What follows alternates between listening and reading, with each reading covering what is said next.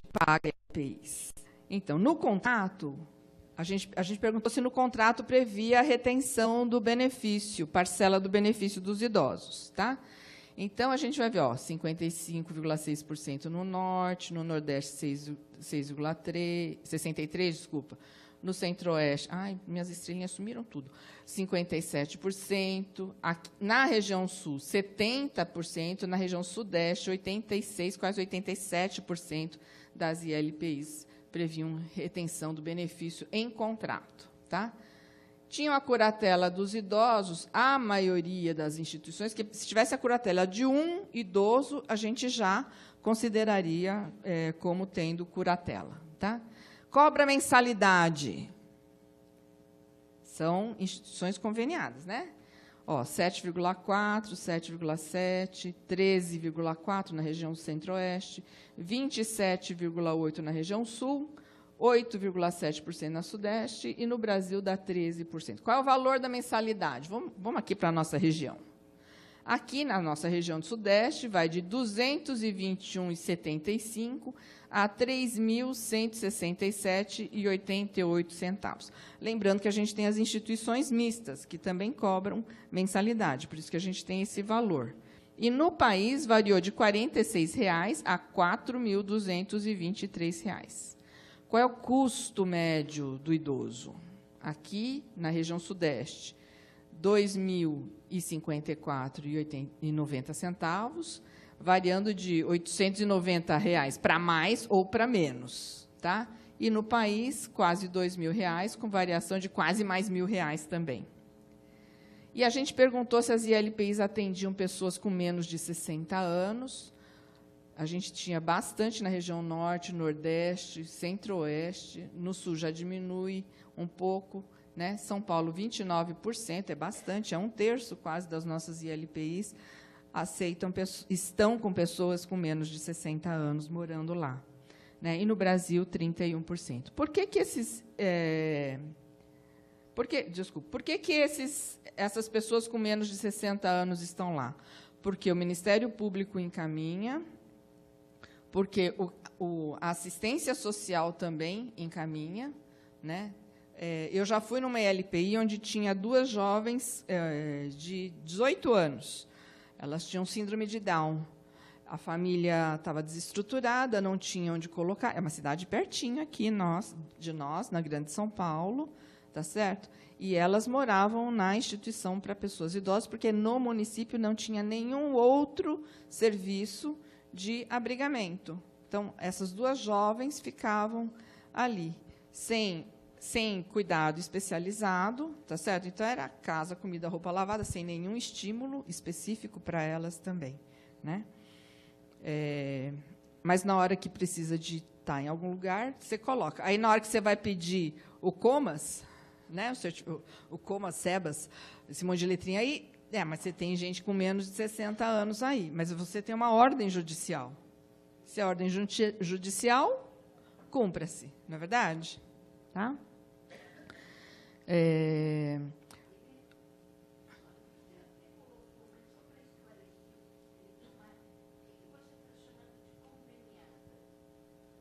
Como assim, conveniada?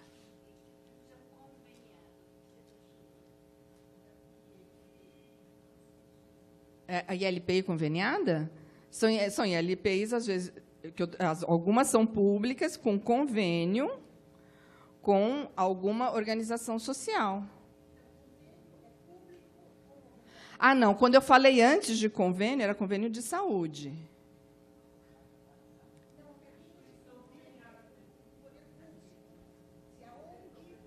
Tá, eu não tenho esse dado. Nós não temos esse dado de quantos são conveniadas. Isso não. Quando eu falei de convênio antes, era convênio e plano de saúde. Tá? Se o idoso é plano de saúde. Tá? A gente não tem essa informação se elas eram públicas conveniadas. Isso nós não temos essa informação.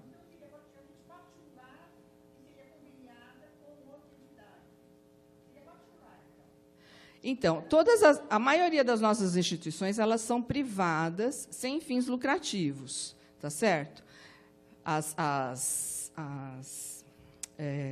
São Vicente de Paula, que a gente tem um monte, tá certo? Elas são privadas, sem fins lucrativos. Elas podem ter convênio ou não com o poder público.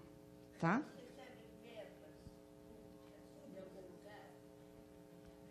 A conveniada recebe. No caso das conveniadas, receberão.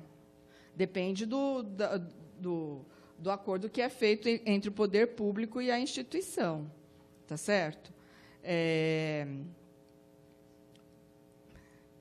O que acontece é que as instituições filantrópicas elas têm alguns benefícios. Por exemplo, elas não recolhem a parte patronal do INSS, a taxa de água, de luz, o próprio IPTU, elas têm isenção, diminuição do valor, tá certo? Esses são benefícios que a instituição filantrópica tem. Agora, se ela tem convênio com o poder público, é diferente. Por exemplo, aqui na cidade de São Paulo, as conveniadas, elas recebem um valor X por residente que está na instituição conveniada, não é?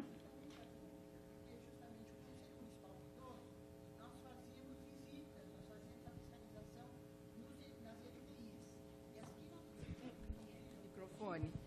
Acho que era bom pegar o microfone. É porque está transmitindo, senão não consegue ouvir.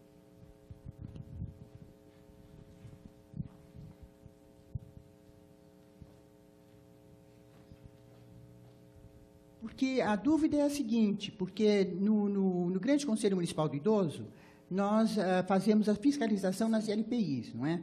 E aqui eu, inclusive, visitei, elas são justamente, elas são gratuitas, inclusive, então elas são conveniadas com uma ONG. Elas recebem a verba do governo e é conveniada com o governo, com o poder público, justamente, com o poder público. Então, quer dizer que justamente a confusão é isso aí, porque essas, então, elas são conveniadas com como a senhora disse, elas são filantrópicas. Então, as filantrópicas, elas não têm, então, elas podem ter convênio ou não. Você pode ter uma filantrópica que não tem convênio de cuidado direto, entendeu?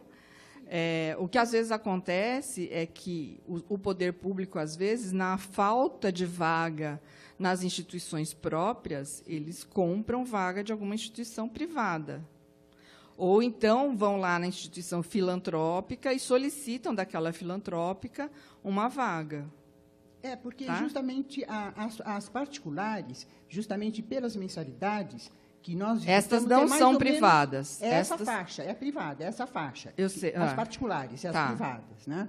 Agora, as conveniadas, que eu digo conveniadas com o poder público, então, elas são gratuitas, logicamente, digamos assim, um idoso de baixa renda, que ele tenha um ou dois salários mínimos, se ele tem condições, então é cobrado uma percentagem sobre Então, eu acho que é uma coisa que é interessante a gente pensar, das políticas de proteção social, né?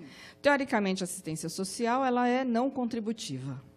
Não é isso? Ela é não contributiva. Para a gente ter a previdência, você tem que contribuir. Assistência social, não. Mas olha só que interessante. Se você vai para uma ILPI, você tem que dar 70% do seu benefício. Tá certo? 70%. E algumas instituições consideraram o benefício como mensalidade. Tá? Algumas instituições consideraram esse benefício, na hora que eles responderam, eles consideraram o benefício como uma mensalidade. Tá? Eu esqueci de falar também que tem instituição que, no contrato, consta que a pessoa vai dar até 70% do benefício, conforme é previsto a lei, e que ela doa os 30%. Isso está em contrato. Justamente. Tá? Às vezes está em contrato. Tá? Obrigada, esclareceu. Nós vamos fazer sessão de perguntas já, direto? Tem uma mão levantando lá. De que benefício é tirado os 70% dos idosos? Né? Do BPC, tá? Da renda mensal vitalícia, da aposentadoria, pode ser da pensão ou de outros. Tá? Então, a gente vai ver que é do BPC mesmo e da aposentadoria é que sai o valor que é ofertado pelas instituições. O percentual retido da aposentadoria dos idosos, segundo os gestores, variou de 12% a 100%. Eles responderam no nosso questionário que eles retêm 100% do benefício do idoso. O valor nominal atualizado para 2018 variou de R$ 286,20 centavos a R$ 954. O valor mais comumente retido foi de R$ 667,80, que é 70% do salário mínimo, né? E a média no país foi de R$ 700 por idoso. O percentual retido do BPC dos idosos, isso aqui era da aposentadoria, tá? Do BPC, variou de 30% a 100%, sendo que 70% foi o percentual mais comum. 84% das ILPIs é responsável pelo saque do benefício de pelo menos um idoso, e 83,2% são responsáveis pela guarda do cartão magnético dele também. E o que eles fazem com esse dinheiro? Fiz uma péssima, desculpa, viu? Fiz uma péssima escolha de cores para o meu slide aqui. Então,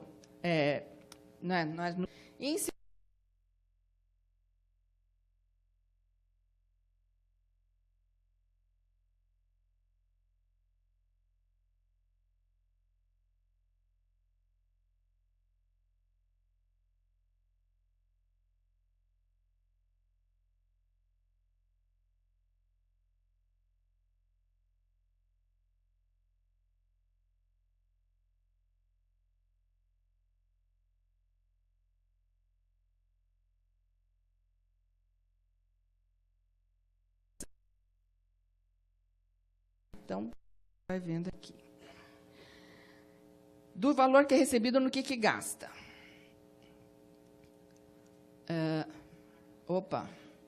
Repeti. Voltei. Está aqui. Para que a gente gasta? Gastos gerais da entidade. Manutenção da instituição, contratação de funcionários, entram aqui. 82% das ILPs disseram que usam dinheiro para isso. Também usam para serviços de saúde prestados por terceiros. Alimentação do usuário, aquisição de bens pessoais para o residente e outros. Aqui, outros entrou consultas e exames, compra de medicamentos, fraldas, vestuário, pagamento de acompanhante na internação, plano funerário, passeios e visitas. Tá? Entraram aqui. E aqui no Estado de São Paulo, como é que nós estamos? Nós visitamos 378 instituições conveniadas com o Ministério do Desenvolvimento Social. Essas instituições ofereciam 15 mil vagas e viviam nas LPIs quase 15 mil idosos, né? 15.117 idosos vagas, e viviam nas ILPIs 14.995 idosos. A média de residente por ILPI era 38,7%, a taxa de ocupação 99,2%. E eles atendiam outros públicos que não idoso, 21 das ILPIs aqui no nosso estado. Por quê? Ordem judicial, problemas de saúde mental, deficiência física ou mental, encaminhamento pelo CRAS, CREAS e assistência social, e pessoas que necessitavam de cuidados. Algumas ILPs também informaram que atendiam pessoas com menos de 60 anos, porque elas já residiam na ILPI antes do Estatuto do Idoso. Tá? Então, eles não puseram elas para fora.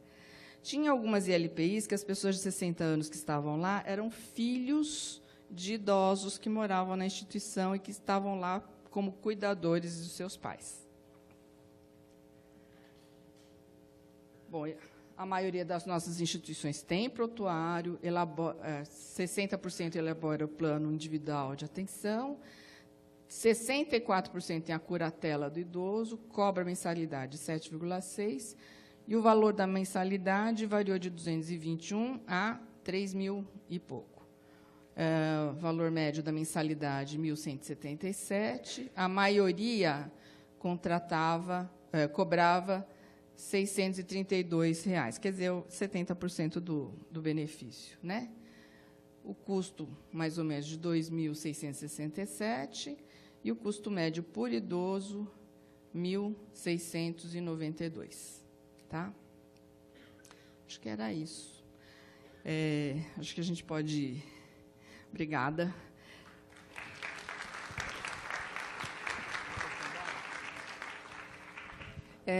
assim, só lembrando, gente, que é assim, na hora que a gente mostra o que os idosos falam, e na hora que a gente mostra o que os gerentes das instituições falam, parece que nós não estamos falando a mesma coisa, não é isso?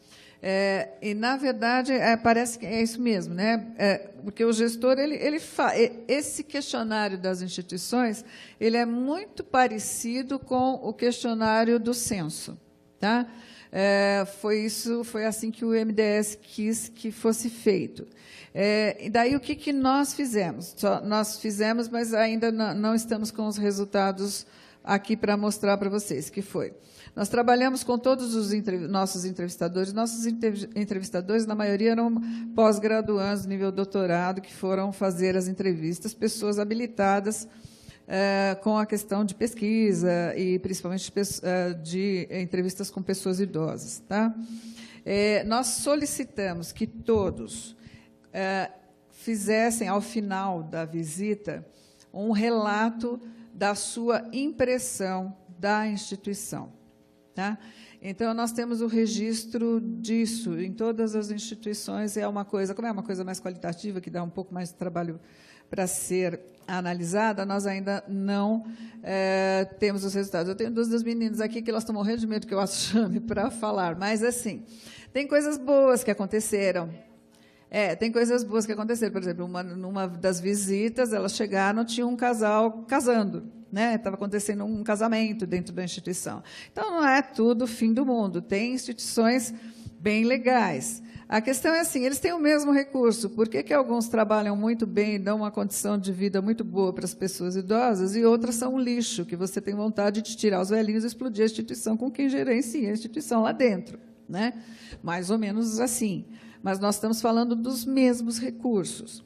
Quando é o gestor que fala, ele não fala mal da instituição dele. Então, passa uma ideia de que está tudo ótimo. É isso que o MDS recebe. É essa informação que ele recebe anualmente. E ele não vai lá conferir. Tá? E não é o que a gente vê quando vai nas instituições. Tá? Então, existe, sim, uma diferença, né, nesses relatos, mas a gente tem que apresentar aqui, e vai apresentar lá para o Ministério também, aquilo que a gente obteve de resultado. Mas aquilo que a gente viu, por isso da importância da gente ter feito a avaliação das pessoas idosas. O que a gente viu com os idosos, que a gente comentou com vocês, algumas pinceladas que a gente pôde trazer hoje, é de uma situação que requer uma atenção muito maior do que, de fato, se diz que está sendo dada. Tá?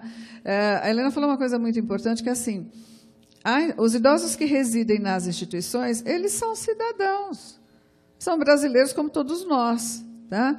Existe uma briga histórica com o sistema de saúde, que se eu tenho uma instituição numa área de abrangência do Programa de Saúde da Família, tem muito Programa de Saúde da Família que não vai na instituição, porque ele entende que lá é uma instituição, então é a instituição que tem que dar conta da questão de saúde da pessoa idosa. Espera aí, ele não deixou de ser um cidadão, ele não deixou de ser brasileiro, o SUS é para todos, é universal. Então, que história é essa? Né? Então, a gente está indo contra a própria Constituição. Tá? Não, mas não interessa, ele é um cidadão, basicamente ele é um cidadão, é simplesmente isso. Né? Então, a gente tem algumas distorções das leis, a questão do acompanhante hospitalar, essa é histórica, né? Porque o idoso ele tem direito, eu transformei o direito numa obrigação. Tá? Essa é uma discussão, porque o cuidado, quando ele está hospitalizado, o cuidado é do hospital, é responsabilidade do hospital. Né? Então, são coisas que precisam ser discutidas. O 70% não vai pagar o acompanhante 24 horas, isso é verdade também. Né?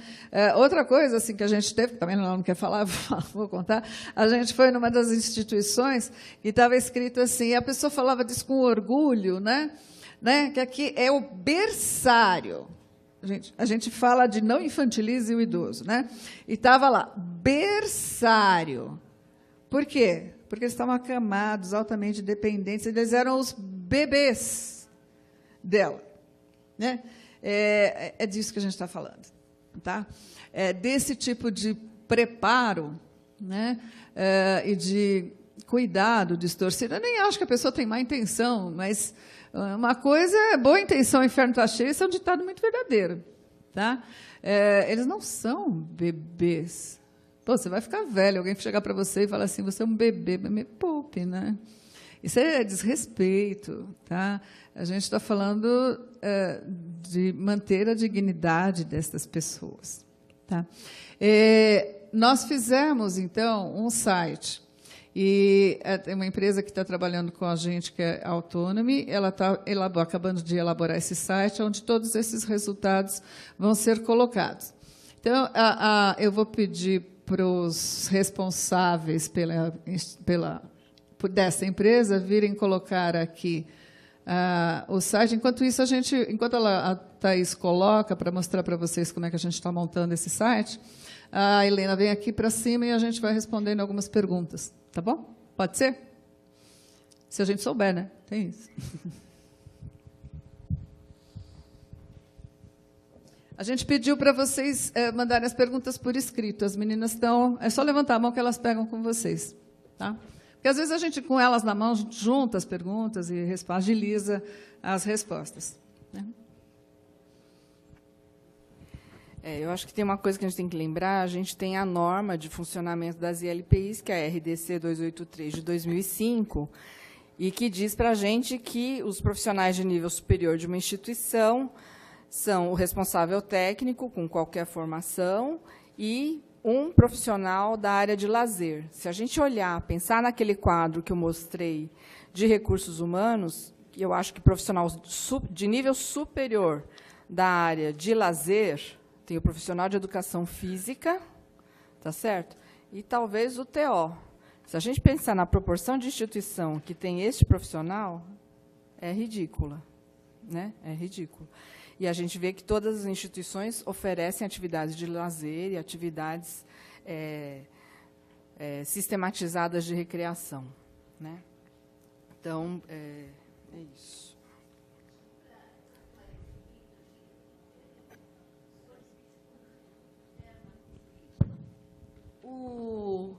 O conjunto, por exemplo, se eu pegar Sudeste, o conjunto das LPIs do Sudeste, vocês estão considerando o quê? As filantrópicas que recebem verba pública, as filantrópicas que não recebem nada.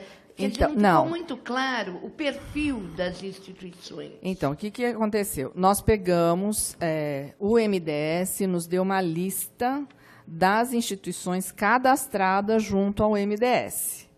Só as que foram cadastradas junto ao MDS que participaram dessa pesquisa. As que não estão cadastradas, aquelas que se dizem filantrópicas, mas não têm cadastro no Ministério do Desenvolvimento Social, elas não foram pesquisadas. Tá? Então, são aquelas que respondem ao censo anualmente do MDS. São essas que a gente visitou. É diferente do censo que a gente fez em 2007, que nós mandamos correspondência para todas as ILPs que a gente conseguiu endereço do Brasil inteiro. Agora, para essa pesquisa nacional, a gente fez com as instituições cadastradas junto ao Ministério do Desenvolvimento Social. Se a instituição não está cadastrada, ela não foi incluída nessa pesquisa. Tá? É isso. Essa é a diferença em relação ao censo que nós fizemos em 2007, 2010. Começamos em 2007, os nossos censos de LPI começam e vai indo, é diferente do censo, que é um censo populacional, né? A gente faz o censo, a gente vai demorando. Então, o outro censo a gente começou Nordeste, depois Norte, Nordeste, Centro-Oeste, deixamos por último o Sudeste. Aqui também, a gente deixou por último o Sudeste também. Tá? Mas a gente parte de uma lista que foi fornecida pelo Ministério do Desenvolvimento Social. Então, se você tem uma instituição que é filantrópica, mas não está cadastrada no MDS, essa instituição não foi pesquisada. Tá? Deu para entender?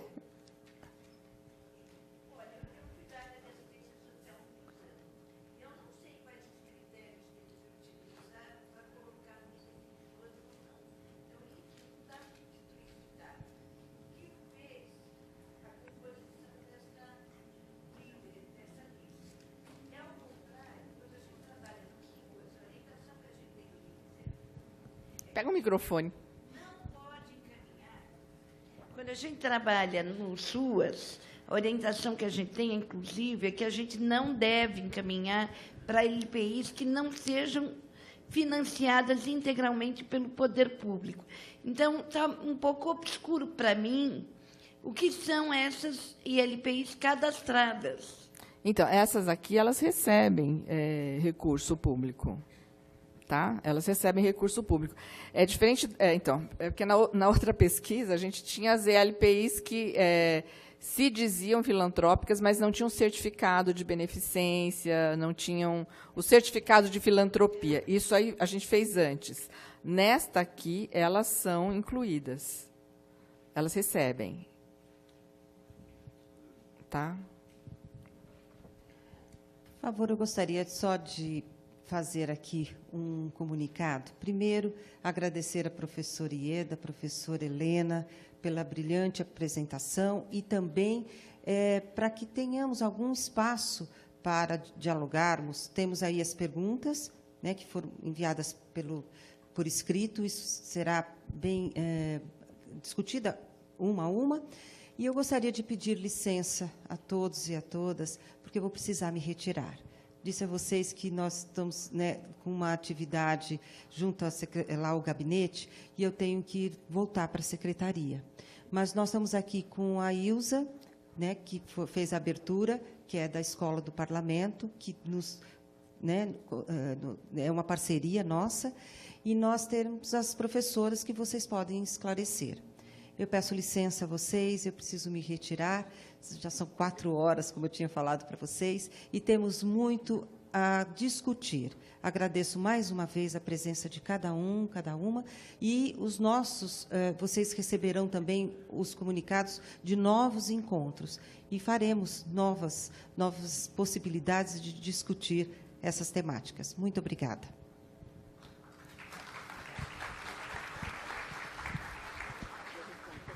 Acho que a gente que agradece a oportunidade que a Sandra nos deu de estar tornando pública, pelo menos parte desses resultados. É claro que isso aqui é só uma pincelada dos resultados que a gente tem, como a gente acabou sendo isso agora.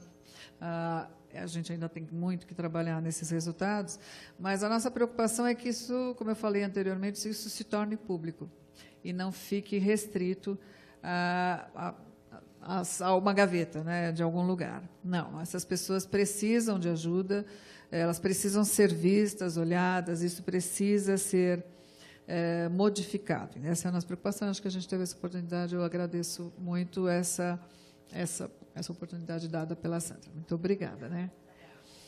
Antes da gente responder, até para a gente se inteirar das perguntas, a gente vai mostrar um pouquinho o site. Thaís, pode vir aqui? Por favor. Ele ainda está em construção, tá, gente? Mas a ideia, a gente vai mostrar um pouquinho para vocês o que é que a gente pretende colocar lá. Thaís, quer... Foi?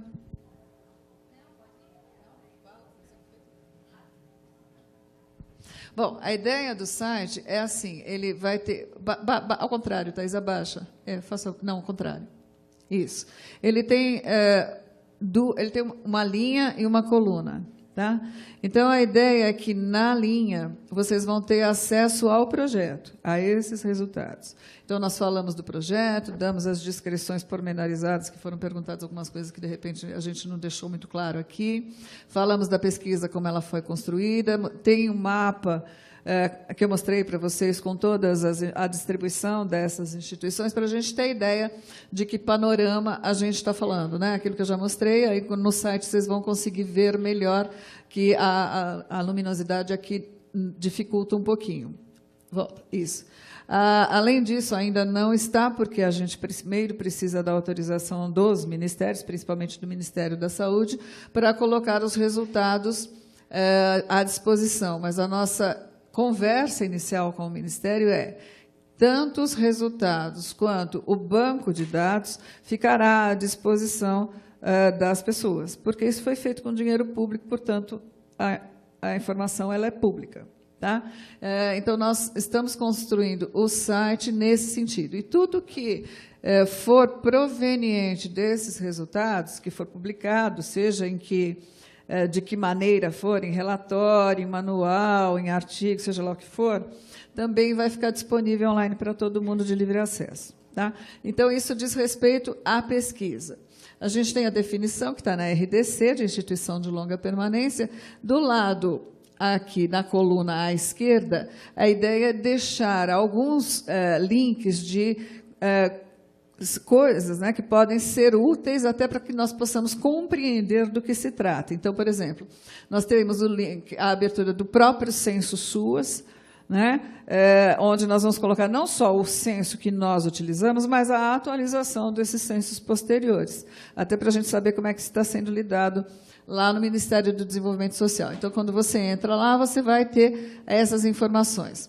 Por outro lado, você também vai ter a questão da legislação que perpassa pelas instituições de longa permanência. Às vezes, nós temos dificuldade de ter todas essas acesso a tudo isso, então a gente vai concentrar as legislações vigentes, também deixar disponível para todo mundo. Vocês vão ter a listagem das unidades de acolhimento, dos SUAS, e também dos CREAS e dos CRAS existentes no país. Então, a ideia é, como nós fizemos o inquérito, e ele é nacional, qual é o pano de fundo que cerca essa pesquisa. Então, todas essas informações vão estar disponíveis, incluindo a questão do BPC, que foi uma coisa muito importante. A gente também vai deixar um link do BPC com informações mais atualizadas em relação a isso, e deixamos alguns outros links que podem ser interessantes para quem está querendo se aprofundar mais nessa área. Tá? Esse site está acabando de ser construído, mas ele deve estar, não vou dizer que ele vai estar no ar, mas ele deve estar pronto até o final do mês agora. E a ideia é que, em tendo autorização do Ministério, ele vá para o ar e fique disponível para todo mundo. Mas, para isso, a gente precisa de autorização de quem financiou a pesquisa. A gente não pode simplesmente colocar. Tá? Eu agradeço a Thaís, que nos ajudou nessa elaboração, ao senhor Valmir, que é o gerente da empresa autônoma, que estão desenvolvendo o site para a gente. Tá? Obrigada, Thaís. Agora, em relação às perguntas, tem umas perguntas aqui, gente, que não sou eu lamento, mas não sou eu a pessoa que pode dar essas respostas. Né? Então, por exemplo, estou falando da questão da saúde, como é que a saúde vai resolver algumas questões, né? Quando é que vai sair a portaria intersetorial? Eu gostaria muito que o Léo estivesse aqui. A Rosa está aí? A Rosa da SMS. Né? Não, então eles vinham. É que não sei, deve ter acontecido alguma coisa, eles até falaram com a gente. Então, tem questões que, infelizmente, não somos nós que podemos responder. Nós sabemos que isso está sendo feito, que isso está sendo trabalhado, mas eu não sei responder. Para quem me perguntou, que é da Ursice, quando é que vai sair a portaria intersetorial, eu também quero saber, eu não sei, eu só sei que ela está sendo trabalhada. Tá? A mesma coisa, quem é de Guaianazes, que fez um relato bem interessante da experiência que tem lá, etc., etc., como é que se melhora? Assim, há coisas que a gente aqui, eu e Helena, não temos como responder. A gente pode batalhar em diferentes áreas, né, até por questões pessoais. Mas, nesse momento, a gente só pode dar respostas em relação ao que nós trabalhamos aqui. Essas respostas que são da esfera política, infelizmente, não somos nós que podemos responder. Tá? Agora, vamos naquilo que a gente, de repente, pode responder. Né? O que parece é que não tem fiscalização, deveria ter. Né? Na verdade, deveria ter. Para a instituição existir oficialmente, ela tem que ser fiscalizada. Né? Então, teoricamente, ela deveria ser fiscalizada. E ela é em alguns lugares.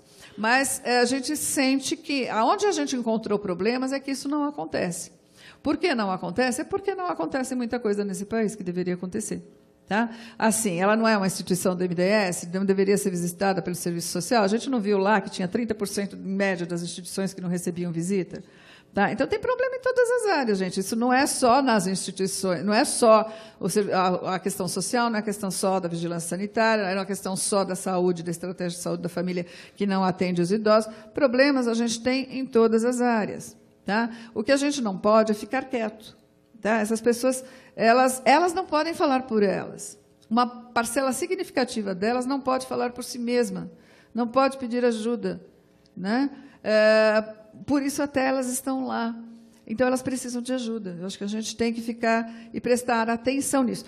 Se a gente não responder, eu apanho da Sandra. Ela mandou a gente, depois a gente conversa. Pode ser? A outra coisa, assim, se a gente viu gerontólogo, eu gostaria muito, mas eu não sei que eu me lembro, em todas as que eu vi, eu não vi gerontólogo nas instituições. Não que ele não possa estar, ele pode estar no outros, mas eu não me... Está no outros? A Helena está falando que ele está no outros. Então... mas é 0,000. Mas também eles são pouquinhos ainda, né? Então, acho que se a gente olhar que eles ainda são pouquinhos, estarem pouquinhos aparecendo já é uma grande coisa. Tá? O que mais? Tem aí coisa? Tem para mim. Bom, tem um comentário. O idoso, ele realmente trabalhou muito, pagou impostos e ele precisa ser tratado com dignidade. Como fazer isso, né? O salário está baixo. Eu acho que quem fez essa a Nara fez esse comentário, eu acho que é realmente verdade isso, tá? Tem uma pergunta aqui: se a instituição pode cobrar a família se ela precisar acompanhar, precisa ter um acompanhante do idoso na consulta ou pronto-socorro. Na verdade, o que diz o contrato de prestação de serviço? O que é aquela família, o que aquela instituição e aquela família ou aquele idoso acordaram no seu contrato de prestação de serviço? Está prevista esta cobrança ou não? Porque, na verdade, isso tem que estar muito claro. Tá certo? Porque a instituição também não pode ficar prevendo, por exemplo, que vai deixar um cuidador lá na observação do pronto-socorro, 24 horas, um funcionário seu. Né? Ela não tem como prever isso, mas assim, o contrato tem que prever. No caso de internação, por exemplo, ele vai dizer assim, a família tem que providenciar um acompanhante. Isso tem que estar no contrato. Tá certo? Porque a instituição também ela não pode ficar provendo serviços o tempo todo para esse idoso. Tá? Se o SAMU não atende a LPI, como socorrer o idoso se a instituição não tem como transportar? O SAMU tem que atender. Tá? O SAMU ele tem que atender todos os cidadãos. Se não atender, a gente chama a polícia. A polícia também leva, sabia? Eu não sei se alguém já usou esse recurso. Né? Às vezes o SAMU não chega, o policial vem, bota o idoso no carro e leva para o serviço de saúde. Tá? Então, ele pode fazer isso. Aqui, em São Paulo, as instituições conversaram com o pessoal do SAMU. Não sei se o caso da Neide, aqui que ela fala, se é aqui na cidade de São Paulo mesmo. Mas nós já conversamos com o SAMU e conversamos com o coronel na época para o SAMU atender as instituições de longa permanência. Tá? Tem uma pergunta: o que é ILPI? ILPI é a instituição de longa permanência para idoso, tá certo? É o lugar de residência dele. Aí está perguntando se é casa-abrigo. Casa-abrigo é casa-abrigo, né? É outra coisa, tá? É outra coisa. Então, ILPI é a instituição que é residência dele, ele fica lá e ele é atendido em suas necessidades ali naquela instituição. Uma das coisas que a gente vai disponibilizar no site, já está lá, é a questão da tipologia do MDS, né? Como é que ele classifica as instituições. Tá? Até para que essas confusões possam ser amenizadas. Né? A gente pode até não concordar, mas existe uma forma de definir isso. Então, existe uma publicação do MDS que fala da tipologia das unidades de acolhimento, que ele chama, e a gente já está lá no site, assim que, se ele for disponibilizado no ar, ele vai estar à disposição de vocês, mas, independente da gente, existe no MDS. Se você colocar tipologia, né, tipologia MDS, vai vir essa publicação, ela é disponível online para todo mundo. A gente só está facilitando o acesso, mas ela já é disponível online. Tá? Aí, algumas pessoas perguntaram assim, né, se aquelas instituições que a gente viu que estavam em desacordo com a legislação, o que foi feito? Bom, o que era mais gritante, a gente já avisou o MDS. Tá? O que não, a gente vai mandar nos relatórios, a gente tem esses relatórios detalhados para entregar para o MDS, mas o que era absolutamente gritante, como as fraudes, esse tipo de coisa, a gente avisou de imediato. Tá? O que foi feito, eu não sei, né? Mas a nossa obrigação foi informar, e nós fizemos isso. Nas inúmeras reuniões que nós tivemos com ele, nós fizemos. A gente achava que essa era a nossa responsabilidade. Né? Então, perguntando assim, se quando a gente ia fazer visita, a gente avisava, sim, muitas vezes. Né? A gente ligava 445 vezes para dizer que nós íamos lá. Quando chegava, não tinha ninguém para atender. Né? Isso aconteceu em vários lugares. Né? Imagina isso no Brasil inteiro. Você foi, marcou, né? Tem a viagem programada, a pessoa vai hoje para cá, amanhã para lá, para dar conta de fazer as 1.500 instituições aí que a gente tinha que fazer. Aí você chega lá e fala, não, hoje não dá. Né? Hoje não posso. Né? Isso aconteceu, os meninos têm esses relatos. Bom, tá bom, então quando pode? Né? Aí iam fazer outra e depois voltavam. Então, sim, sempre a gente teve o cuidado de ligar, de avisar o que era, explicar. Mandávamos assim. Essa pesquisa ela teve o apoio do Conselho Nacional de Saúde, do Conselho Nacional do Idoso, de vários conselhos. Nós tínhamos várias cartas de apoio. Estas cartas eram mandadas antecipadamente para as instituições, para aquelas que requisitavam, a gente mandava também o questionário que a gente ia falar com eles, para que eles vissem antes do que é que se tratava. Então, todo este cuidado de informar sobre o que era, etc., isso nós tomamos. E, mesmo assim, nós tivemos recusas. Tá? E aí a questão era assim, quando eles se recusavam, a gente falava assim, bom, então o senhor tem que me dizer por que o senhor está recusando, porque a minha obrigação é ir aí. Tá? É isso que eu tenho que fazer. Se o senhor não vai me receber, o senhor tem que me dizer por que não vai. Né? Porque fica mal para o senhor, né? A gente ainda falava assim, né? Fica mal para o senhor. Né? O que eu vou dizer? O senhor recebe dinheiro do MDS, o senhor está cadastrado lá, responde o censo anualmente. Por que a gente não pode visitar a sua instituição? Pega mal. Né? Aí, às vezes, eles entravam nessa conversa e deixavam a gente entrar, mas tinha outros que não, de jeito nenhum, não vai. Tá bom, então eu vou dizer que o senhor, qual é o seu nome, tá? Qual é a sua função, o senhor se recusou a nos receber, apesar de estar informado da pesquisa, etc., etc. Não posso invadir a instituição. Tá? A gente insistiu muitas e muitas vezes, mas tivemos recusas também. Poucas, mas tivemos. Tá?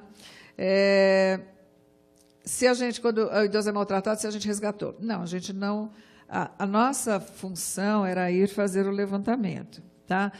Nós não pegamos ninguém apanhando, nada disso. Nós pegamos situações precárias de atendimento, assim, que nós consideramos que poderiam ser bem melhores. Tá? Até porque nós vimos outras instituições com os mesmos recursos atendendo muito bem, mas não vivenciamos nenhuma situação de maus-tratos real. Tá?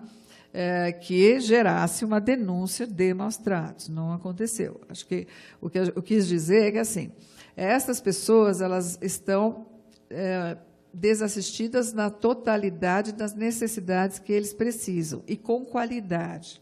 Tá? É disso que nós estamos falando, mas nós não estamos falando que eles estão lá apanhando, sendo maltratados. Isso nós também não estou dizendo que não estão. Eu só estou dizendo que não vimos. Tá? É só isso. Né? Aí está perguntando assim, né, se ele já deixa 70%, o que acontece com os outros 30%? Bom, aí tem de tudo. Né? Quando não vira doação, né, tem isso, né? Ele dá os 70% que está previsto na lei, 30% ele faz doação. Né? Às vezes fica com ele, mas eles põem numa conta. Era bastante comum que a instituição referisse que ela tem uma conta para o idoso e que, quando ele precisa comprar ou quer comprar alguma coisa, este dinheiro é utilizado para isso. Então, nós tivemos algumas perguntas assim, no que usa, né? Então, eles falavam que compravam comida, assim, tipo bobagem, né? Compra chocolate, guloseimas. Tá? Material de higiene, para pele, cabelo, esse tipo de coisa, unha, tal. Tinha um idoso que usava para sair com outras, né, com outras mulheres, essa coisa toda. Então, a gente tinha algumas coisas que foram referidas. Comprava televisão, comprava colchão, com essas Televisão, coisas. tem alguns que tem que comprar colchão. Ele vai para a ILPI e precisa comprar o colchão. Isso. Né? As guloseimas apareciam Era bastante frequente. Tinha gente até que, assim, para tomar uma pinguinha, às vezes, também... Né? Não pode beber na ILPI, ele sai. Também. Essa coisa da pinguinha era bastante frequente. Né? Posso? Pode. Então, o que a parceria dos ministérios vai beneficiar as instituições? Eu acho que assim, tem uma questão que é importante a gente pensar, que o cuidado da pessoa idosa, ela o cuidado é intersetorial. A gente tem um cuidado que é da assistência social mesmo, é o idoso que está só. Né? Não estou falando de idoso pobre, ele pode ser muito rico, mas ser muito sozinho, ele precisa da assistência social. Né? E da saúde. Quando a gente fala de política pública, a gente está falando de dinheiro. E hoje, o dinheiro que está indo para a ILPI é do MDS. E a gente viu o quanto de necessidade de saúde os idosos têm. Todos têm doenças crônicas, muitos têm deficiência, demência, tá certo? Eles precisam de cuidados de saúde, precisa fazer reabilitação. Nem que seja uma reabilitação preventiva, para que ele não caia, nós vamos fazer reabilitação. Então, a gente precisa de ter dinheiro da saúde também. Então, assim, a questão assim, política pública é dinheiro. Precisa vir dinheiro da saúde, precisa vir dinheiro da assistência social, pelo menos desses dois ministérios, para cuidar bem dessas pessoas que estão lá. Teoricamente, a saúde tem muito mais dinheiro que a assistência social, não é verdade? A assistência social tem menos dinheiro. Então, assim, e os nossos idosos estão necessitando de cuidados. A Ieda mostrou a questão da fragilidade desses idosos, a gente mostrou qual o problema de doenças crônicas desses residentes, a quantidade enorme de medicamentos que eles usam. Então, a gente precisa de ter a junção da política, porque a gente precisa de juntar os dinheiros. Alguns países eles têm o que chamam de políticas sociossanitárias, que juntam a assistência social e a saúde, para fazer o cuidado de longa duração. Tá? É isso. Que é um pouco que a Secretaria Municipal de Saúde está tentando construir em algumas áreas aqui em São Paulo, mas não sei te dizer, para quem perguntou, a quantas anda isso, mas a gente sabe que eles estão caminhando nesse sentido. Tá?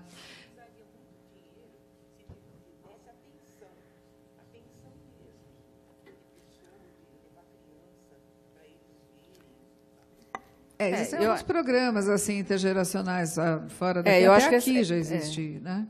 Eu acho que essa questão da gente misturar as gerações, ela é importante, porque hoje a nossa sociedade está muito dividida. Você tem as crianças, os adolescentes, os jovens, os adultos e os idosos. Antes, as coisas eram muito mais misturadas. A gente estava em casa, junto com a avó, com o vô, com o tio, todos muito juntos. E hoje, como a gente tem essa separação muito grande, a gente precisa de ter essa aproximação entre as várias gerações. Isso é muito saudável, né?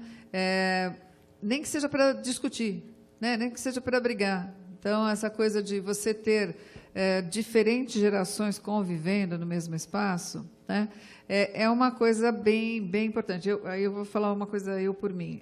Antigamente, eu até achava que, assim como muitos, que quando a gente está envelhecendo, a gente até pensa, né? Fala com os amigos, fala assim, onde é que a gente vai morar quando ficar velho e tal, não sei o quê, isso. Vamos construir uma vila, fica todo mundo lá e tal. A gente já se conhece. A gente já se conhece, é uma desgraça. Já sabe as esquisitices da outra. As manias, essa coisa. Hoje, eu, particularmente, não sou mais adepta dessa... Embora a gente tenha experiências bastante positivas nesse sentido, eu não sou mais adepta disso, porque eu acho que a diferença de idade ela é muito boa. Ela é muito positiva, nem que seja para o idoso reclamar do adolescente, não faz mal, mas ele vai ficar ligado, ele vai ficar ativo, ele vai estar interagindo. Tá? Então, a gente não tem que formar guetos. Eu não preciso formar guetos, eu tenho que fazer com que todos convivam. Quando eu isolo, eu não ajudo, né? Eu só isolo. Isso não é bom. Então, ter a troca, eu estou falando única e exclusivamente o meu ponto de vista, tá, gente? Eu acho que a troca é fundamental. Eu tive a oportunidade de conhecer alguns serviços em que você tinha idosos com demência e criancinhas pequenas, criancinhas de jardim, de uma creche. Era numa igreja metodista, etc., que fazia esse serviço. A criança, ela não tem, ela é muito livre, ela não, né, ela não vê a maldade, ela vê a limitação do idoso e fala, não faz assim está errado. E isso é muito saudável. Então, essa convivência era extremamente positiva para ambos. Né? Se a gente isola, a gente afasta os problemas. Então, eu não convivo com as pessoas mais dependentes, eu não convivo. Aí parece que isso não existe. Complica, complica. Mas, assim, existem diferentes pontos de vista. Esse é o meu ponto de vista. Alguém falou aqui da questão do voluntariado. Essa pergunta a gente tem no questionário. A gente só, não sei se a Helena chegou a comentar. A Helena chegou a mostrar. Então, assim, a gente perguntou se existiam serviços voluntários, mas serviços voluntários regulares. Tá? Não aquela coisa que eu vou, quando me dá na telha, fazer um serviço voluntário. Não, aí é uma coisa, né, diferente. A gente perguntava, sim, se eles tinham serviços voluntários, se algumas universidades fazem muito estágio nesses serviços. Tal. Então, a gente tinha... isso faz parte das questões que nós perguntamos. Agora, o voluntário pode ser um fiscal? Sim, a questão do voluntariado é ter um programa dentro da instituição e de como é que a instituição trabalha com a questão do voluntariado. Né? É claro que se eu estou atuando em algum lugar e acho que uma coisa não está adequada, e se ela for muito inadequada, isso pode gerar uma denúncia? Claro que pode. Se eu vivenciar uma situação de maus tratos, de violência, etc., etc., é lógico que isso pode virar uma denúncia. Agora, dificilmente, essa pessoa vai continuar dentro da instituição. Tem os dois lados da história. Tá? É só uma questão de estar lá presente, vivenciar, e daí ser da pessoa que constatou algo de errado e, sim, fazer a denúncia. Assim como quando a gente vivencia uma situação de violência com a pessoa idosa, cabe a todos nós fazer uma denúncia. Né? Embora a gente saiba dos prós e dos contras essa situação. Então, criança, a gente sabe que quando tem denúncia, ela é recolhida, ela tem para onde ir, idoso vai para onde? Volta para uma casa. Então, muitas vezes, ele não denuncia, justamente porque tem medo do que pode acontecer. Mas isso não quer dizer que a denúncia não pode ocorrer. Tá? Isso vale para os profissionais, por exemplo, que trabalham com saúde, que pegam a pessoa, recebem a pessoa e estão identificando uma situação de maus tratos. Tá? Aí é omissão. Eu estou omitindo que ele está sendo agredido, às vezes porque eu tenho medo de me comprometer.